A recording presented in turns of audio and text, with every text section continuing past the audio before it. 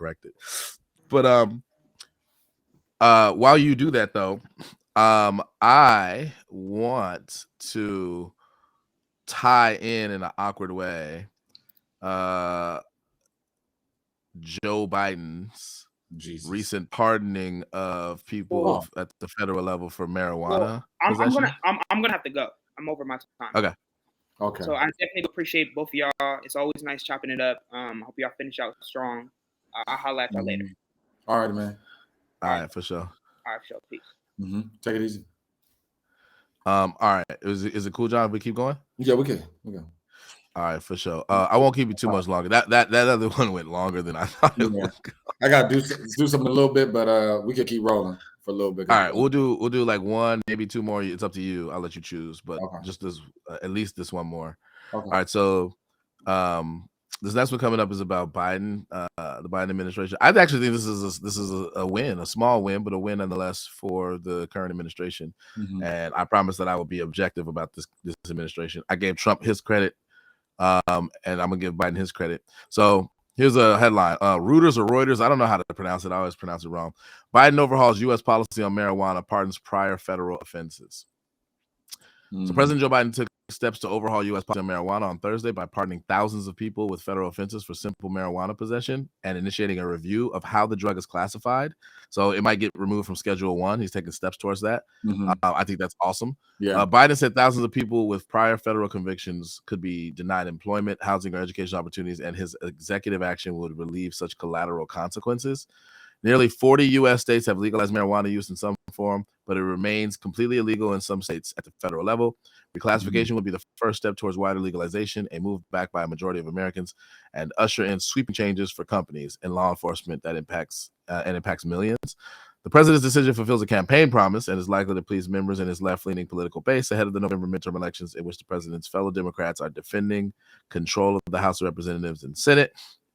And then these are some quotes in them in here. Too many lives have been upended because of our failed approach to marijuana. It's time that we right these wrongs, said Biden. He urged state governors to follow suit. Just as no one should be in federal prison solely due to the possession of marijuana, no one should be in local jail or state prison for that reason either, Biden said. Senior administration officials said that more than 6,500 people with prior federal convictions would be affected by the pardon. So a little bit over 6,500 people would be, I guess, let out of jail. So I'm gonna stop sharing this real quick, but I want to get your thoughts on it. I think this is a win for the Biden administration. What do you think? I think this is definitely a win for the Biden administration. I think that out of everything that's happened throughout this presidency, this might be the strongest thing that he's done, including the student loan forgiveness, which focused more on public loans. It doesn't count for private loans, so that's like another thing. So there's no I don't see any walking back on this. Considering the fact that the Democrats are not doing that well on the polls right now, and I think this will help, sort of like we were talking about earlier, sort of galvanize folks to get folks to come down to the polls and support if that's their goal, which I know was their goal. And then and then as far as the convictions so it affects federal convictions, not simple marijuana convictions. From what I gather, simple marijuana possession at the federal level, yes, on a federal level, okay, federal level exclusively. And he wants it to be. He's trying to urge governors of states to follow suit and make this happen at the state level. And I'm just going to take the win and not complain too much. I have a lot of criticism with Joe Biden. I'm going to take this particular thing and hope he doesn't walk back on anything. Hope there's no sort of like hidden clause or hidden thing where it's like, oh, well, by the way, no. You said you was going to do this. And he delivered on a campaign promise in this case. I'm going to give him his flowers for this one. I'm going to give him his kudos. However, I would say let's take next steps. Let's take it a step further and just try to federalize this thing and make sure that weed is legal. Just legalize the thing. The federal. That's what he's doing. He's taking steps towards legalizing it at the federal level. Yeah, let's get it done. But right now it's just possession. But this is a huge win. It's long overdue. I feel like this is long overdue. But I'm not going to focus too much on the fact that it's Joe Biden and the fact that there are a lot of other things that I have an issue with that are going on right now, literally. So, but I'm acknowledging those things. in the grand scheme of the election coming up, in the next maybe 2.5 years, 2 years coming up, gas prices where they're at, food prices where they're at, and then a lot of unaddressed Would you vote for Joe Biden today?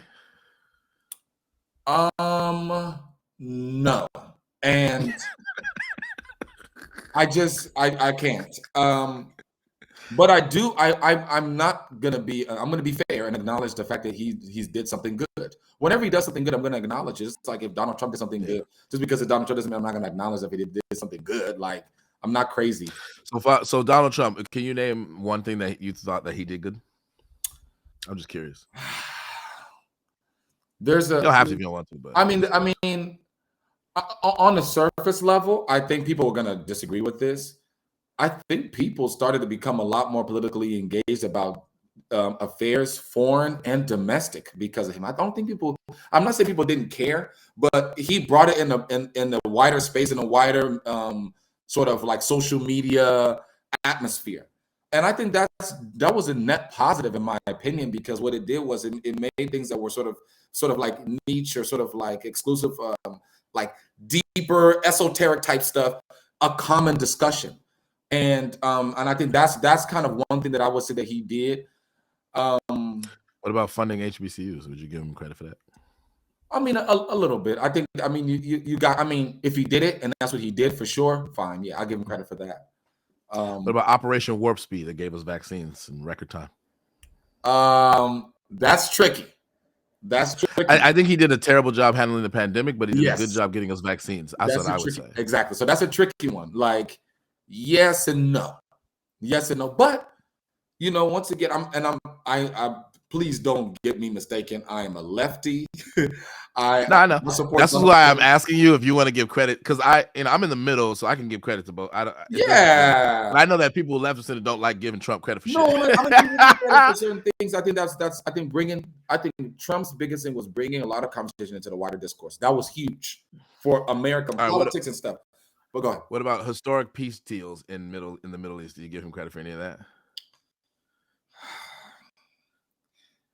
I need to give me a couple years, and I think I'll give him credit for the attempt. Give me a couple years, and let's see how that one plays out. Let's keep going. It's too early. It's too early for me to that's a win. Way too early. Man, y'all don't like giving Trump no credit. That's crazy. I give Biden credit. So I'll give Biden marijuana. I'll give Biden credit for this. What else? When he first got in office, there was some kind of relief that he signed. I give him credit for that. I think that was gonna get signed anyway because everybody needed it. But he gets some credit for that. What else? There was like 2 other things. Oh man, I forgot them. Shit. Also, I'm not gonna give credit to things that. So the debt forgiveness was cool. There was this weird backhand thing with the private loans, but the private loans, the debt forgiveness was cool. There's some relief to people, I guess. I'm not that big. I don't think it's his biggest win, but it's a small win, I guess, to give relief to people who need it, given the context of how predatory our college loan system has become. This is what I would say. I'm cool with it. This is what I will say. And if you're talking about not you as someone in the center, but let's say someone who is sock dem, like in between sock dem and like lefty anarcho kind of like anti-capitalist. Like if you're on the left, right, and you're in between, am I gonna would I support a candidate? Which candidate would I support? Am I gonna support the Democratic Party because they're like the party that mostly espouses this like sort of leftist kind of ideology sometimes, even though they don't ever follow through. Sometimes they do, but most of the time they don't. So if you're like in between and you're trying to decide like, I'm not fucking with the Democratic Party no more. Fuck these motherfuckers. I ain't dealing with them no more. I'm moving on. Mm-hmm. But at the same time, you definitely don't want Ron DeSantis as your president, right? Mm-hmm. But you're trying to figure out what you're going to do. But you're like frustrated because the Democratic Party is not acknowledging a lot of the policies that you've been fighting for the last, maybe 6 or 7 years that you've been serious about. And they don't seem to be moving in that direction. I think this helps those people that are in that middle space kind of lean over and say, okay, Joe will at least have me a little bit. The Democrats at least have me a little bit moving into the next election. That's what I think this does for those folks. But the folks that were super far on the left, so super duper far, that were really there, in general, I don't want to speak for every single person, but in general, they're still there. They're still not voting for the Democrats. They still don't trust the Democrats. They still feel like the Democrats have not moved the needle nowhere near far enough as much as they should have. But you have folks that are on the other side that are lefties, and they're like lefty liberal, and they're like, I'm gonna roll with Joe. At least Joe is trying. Actually, this is in some ways above and beyond what even some of them thought he would do. But they'd rather have him than Trump in office. So I think that helps them in that sense. But I still think that the Democrats could move the needle a little bit more. I'm not trying to be critical because, it's so hard. You are in control. You can do things. You can push for these laws to be changed, and you can push for these. At least let's shift over to window a little bit and try to like recalibrate the way we think about our politics and what we can do and what we can't do. At least so if we start talking like this now, within the next 4 years, we can actually see and foresee us having this level of change in our society. But if we don't even talk about these things, then what are we even talking about? So I think it's good.